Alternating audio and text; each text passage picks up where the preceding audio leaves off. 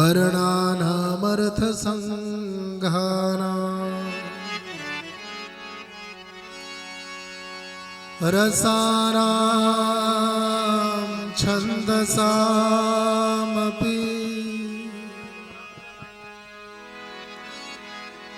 मंगलानां च कर्तारो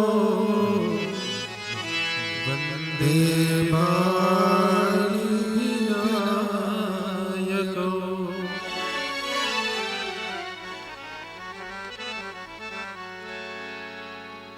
है क्या? बोले वर्णानामर्थ,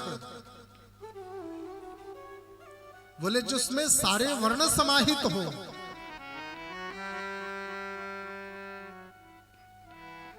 यत्र वर्णाः स्वधर्मेण, जो भी वर्ण इस धरती पर है, चाहे वो ब्राह्मण हो, वैश्य हो, क्षत्रिय हो, शूद्र हो, जो भी वर्ण है वह सारे वर्ण क्या करते हैं? बोले अपने धर्म का पालन करते हैं। यत्र वर्णाः स्वधर्मेण, और जो अपने धर्म का पालन करे उन सभी वर्णों में कौन निवास करता है? परम प्रभु परमात्मा। चाहे वो दास के घर में जाकर के साग खाना हो, चाहे किसी सबरी के कुटिया में जाकर जूठी बैर खानी हो, ये परमात्मा करते ही है। वो कभी जाति पाति में भेद नहीं करते। कभी महाराज दशरथ के यहाँ जन्म लेते हैं क्षत्रिय कुल में, तो कभी भगवान भृगु के यहाँ जाकर जन्म लेते हैं ब्राह्मण कुल में। कभी भगवान मछली बनकर जन्म ले लेते हैं, कभी भगवान कछुआ बन जाते हैं, तो कभी भगवान वाराह बन जाते हैं।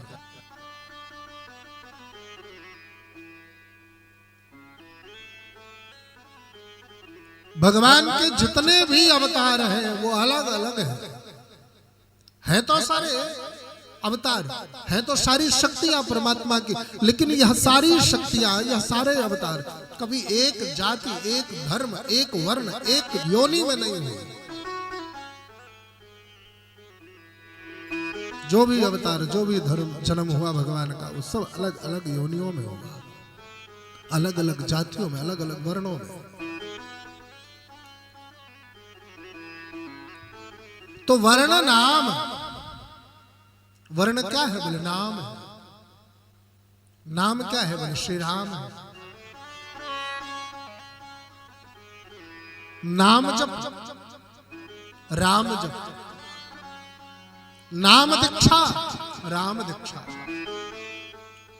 वर्णानामर्थ संघानां, परमात्मा ने सबसे पहले एक संदेश दिया दुनिया के लोगों, अपने वर्ण के बंधन को मिटा दो। ये कहां पर दिया? बाल चरित्र में दिया। श्री रामचरितमानस का बालकांड है ना, बालकांड में भगवान ने क्या किया? वर्ण के दोष को, वर्ण के बंधन को मिटा दिया। कैसे मिटाया? अनुज सखा संग भोजन करहि, अनुज सखा संग भोजन करहि, माते पिता ज्ञान सरहि, माते पिता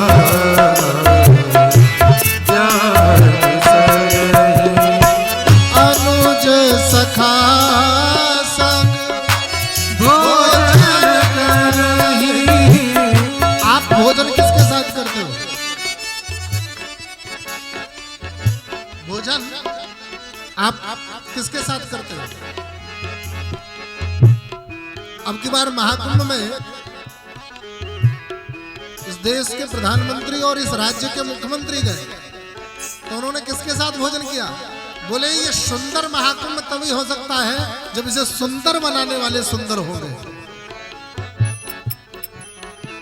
सभी सफाई कर्मचारियों के साथ बैठ करके भोजन किया और उनको बताया कि आप सुंदर हो, इसलिए अपने जैसा सुंदर ही इस महाकुंभ परिसर को बनाना है, महाकुंभ क्षेत्र को बनाना है।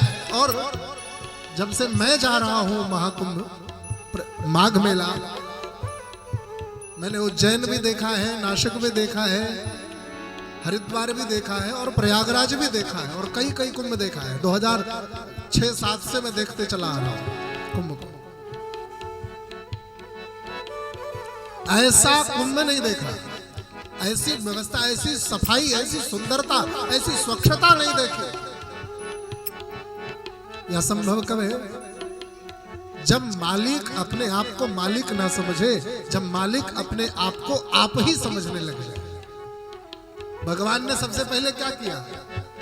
भगवान ने कहा राजकुमार हूं तो क्या फर्क पड़ता है, आने वाले समय में मैं युवराज बन जाऊंगा तो क्या फर्क पड़ता है, आने वाले समय में मैं चक्रवर्ती सम्राट बन जाऊंगा तो भी कोई फर्क नहीं पड़ता। लेकिन अगर मुझे न्याय करना है, अगर मुझे अपनी प्रजा को साथ लेकर के चलना है, तो ये जो क्रम का भेद है, आसन का भेद है, ये जो पद का अभिमान है, पद का जो एक विच्छेद है, दास दास की श्रेणी में बैठेगा और स्वामी स्वामी की श्रेणी में, इस गैप को मिटाना पड़ेगा, इस रिक्त स्थान को भरना पड़ेगा। और इसलिए भगवान ने क्या किया? अनुज सखा संग भोजन करई, जो मैं खाऊंगा वो मेरे भाई खाएंगे। मैं बड़ा हूं इसका मतलब ये नहीं है कि चुपके से कोई मेरे प्रेम में मुझे लाकर मिठाई देगा और मैं उसको खा लूंगा ना। मेरे भाई भी वही खाएंगे और जो मेरे भाई खाएंगे वही मेरे मित्र भी खाएंगे। श्रृंगबेरपुर का वो निषाद राज भी उसी में सम्मिलित था, उसका ननिहाल था ना अयोध्या जी में, तो वो निषाद भी उसी में सम्मिलित था। अनुज सखा संग भोजन करई, अनुज सखा संग भोजन करई, मात पिता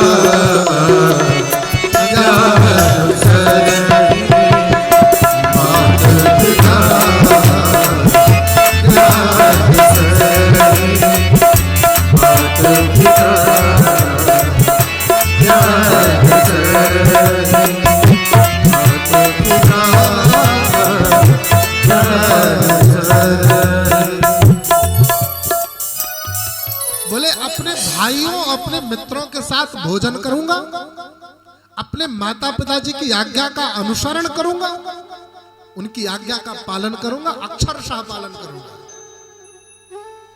महाराज